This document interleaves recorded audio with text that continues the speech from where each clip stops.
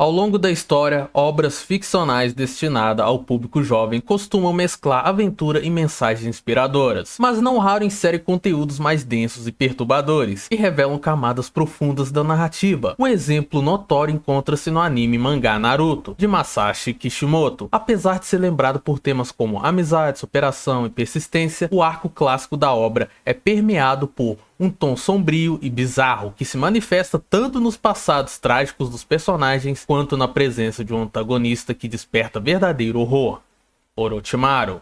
A análise desse período revela não apenas elementos de fantasia, mas também metáforas sociais e psicológicas que aproximam a obra de um gênero mais maduro e inquietante. Primeiro desenvolvimento: a infância marcada pelo trauma. De início, observa-se que o protagonista Naruto Uzumaki não é apresentado como um herói glorioso, mas sim como uma criança órfã, isolada e rejeitada pela própria comunidade. O fato de carregar dentro de si a raposa de 9 caudas, criatura responsável pela destruição da Vila da Folha, faz com que seja alvo de preconceito e hostilidade. Esse cenário reflete um clima opressivo de solidão e injustiça, sentimentos comuns em narrativas sombrias, diferente de outras histórias infantis que idealizam a infância. Naruto coloca o público diante de uma realidade dura: crescer cercado pelo ódio coletivo e pela ausência de afeto. Essa atmosfera de rejeição inicial já estabelece que o arco não será apenas de ação e aventura, mas de enfrentamento de traumas psicológicos. Segundo desenvolvimento: a violência do mundo ninja. Outro aspecto que confere bizarrice e densidade ao arco clássico é a própria natureza do universo ninja. Desde cedo as crianças são submetidas a treinamentos exaustivos e, logo após a formatura na academia, são enviadas a missões que envolvem risco real de morte. O Exame Chunin, por exemplo, destaca-se como prova de fogo, onde jovens de 12 anos precisam lutar até as últimas consequências, enfrentando emboscadas cruéis e situações em que a vida está em jogo. Esse contraste entre a pouca idade dos personagens e a brutalidade das tarefas que lhes são impostas intensifica a sensação de desconforto, mostrando que a obra, apesar de juvenil, carrega o peso de uma narrativa de guerra.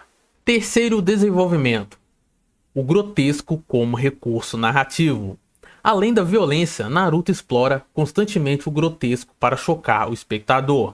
Transformações corporais, técnicas que deformam o corpo humano e batalhas sangrentas marcam momentos emblemáticos. O caso de Gaara, por exemplo, é um reflexo do horror psicológico, um jovem consumido pela solidão e pelo ódio, disposto a matar para provar sua existência. Esses elementos não apenas criam tensão dramática, mas também aproximam o anime de uma atmosfera de terror psicológico, em que os próprios personagens tornam-se ameaças assustadoras. Quarto desenvolvimento: Orochimaru, a encarnação do medo. Entretanto, é com a introdução de Orochimaru que o arco clássico atinge seu auge de bizarrice e horror. A figura serpentina do vilão extrapola os limites do antagonismo comum. Seus olhos frios, sorriso macabro e voz arrastada criam uma sensação de repulsa imediata. Mais que isso, Orochimaru personifica a corrupção da ciência e da ambição. Realiza experimentos humanos, utiliza corpos de outras pessoas como recipientes descartáveis e busca a imortalidade por meios grotescos. A cena em que invade o Exame Chunin é emblemática. Diante de Sasuke e Naruto, manifesta uma presença quase demoníaca, impondo medo até mesmo aos ninjas mais experientes. Sua postura não é a de um simples vilão a ser derrotado, mas de uma ameaça existencial que transforma todo o ambiente em algo sombrio. Quinto desenvolvimento: simbolismo do medo e da corrupção. A construção de Orochimaru como personagem assustador não é gratuita. Ele representa simbolicamente o lado mais obscuro da busca por poder, enquanto Naruto e outros ninjas buscam se fortalecer por meio de laços e superação. Orochimaru recorre ao sacrifício de vidas alheias, à manipulação e ao abandono de qualquer ética. Esse contraste acentua o caráter sombrio do arco, pois apresenta ao público a ideia de que a ambição descontrolada pode desumanizar um indivíduo, tornando-o uma espécie de monstro.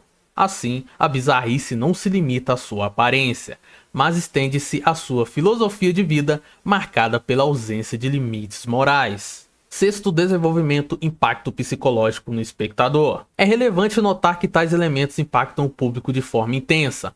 Muitos fãs, ao assistirem ao arco clássico ainda na infância, relataram medo genuíno diante das aparições do Orochimaru.